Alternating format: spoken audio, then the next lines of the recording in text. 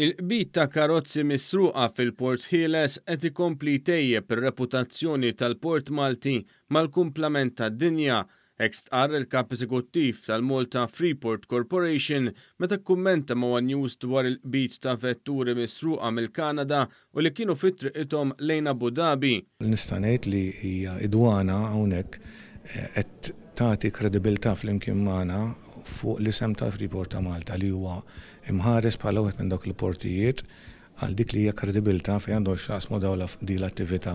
L-apparat tal-iskenjar kien ta' għajnuna kbira biex l-uffiċjali ta' dwana setgħu jagħmlu din is-sejba.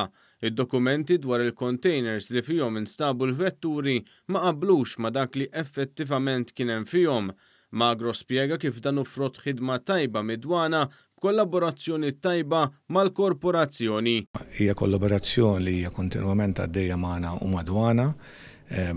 Meta jkun hemm suspett ta' dawn l-affarijiet, ovvjament il-ġiex naħat kemm id-dwana u kemm aħna nikkollaboraw mal-pulizija, ovvjament għax imbagħad ikun hemm l-inkjesti.